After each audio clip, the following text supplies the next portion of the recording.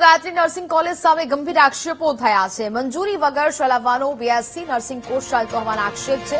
વિવિધ પ્રશ્ને વિદ્યાર્થીનીઓ રેલી સ્વરૂપે આદિજાતિ કચેરીએ પહોંચ્યા। આદિવાસી અને ફ્રેન્ડશીપ કાર્ડ ધારક વિદ્યાર્થીનીઓના આર્થિક શોષણનો આક્ષેપ છે। સ્કોલરશીપ મોડી આવતા રોજના 100 રૂપિયા પેનલ્ટી વસૂલવામાં આવતી હોવાનો પણ આરોપ લગાવાયો છે। વધારાની ફી સામે અવાજ ઉઠાવનાર વિદ્યાર્થીનીઓને પણ નાપાસ કરવાની ધમકીઓના આક્ષેપ છે। ગાયત્રી કોલેજમાં એડમિશન હોવા છતાં વિદ્યાર્થીઓને પરીક્ષા માટે વડોદરા જવું પડી રહ્યું છે। વડોદરાના કાયાવરોહણની લક્ષ્મીનારાયણ કોલેજમાં પરીક્ષા આપવા જવાની ફરજ પડી। વિદ્યાર્થીનીઓના ઓરિજિનલ ડોક્યુમેન્ટ લીધા બાદ કોલેજ પ્રશાસન પરત ન આપતો હોવાનો પણ આક્ષેપ છે। છેલ્લા 2 વર્ષથી વિદ્યાર્થીઓને શિષ્યવૃત્તિ પણ મળી ન હોવાની રજૂઆત છે। કોલેજના કર્મચારી સંજયકુમાર વસાવાએ પોલીસમાં ફરિયાદ નોંધાવી છે।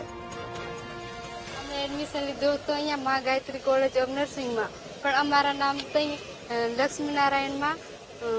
લક્ષ્મીનારાયણ કાયાવરણમાં નાખી દીધા છે અને અમે અભ્યાસ અહીંયા મા ગાયત્રીમાં કરીએ છીએ અને અમારે એક્ઝામ આવે, ઇન્ટરનલ એક્ઝામ આવે ત્યારે અમે લક્ષ્મીનારાયણમાં આપવા જઈએ છીએ અને ત્યાં અમે જઈએ ને તો 4 દિવસ એમ રોકાઈએ ને તો અમે હોસ્ટેલમાં રહેવાના મારા અલગથી પૈસા રહે છે ત્યાં રહેવાના અને ફૂડ બિલ આવે ને એ અમે જમે કરાવી દઈએ છીએ તો પણ અમારા અલગથી પૈસા રહી છે ત્યાં રહેવાના।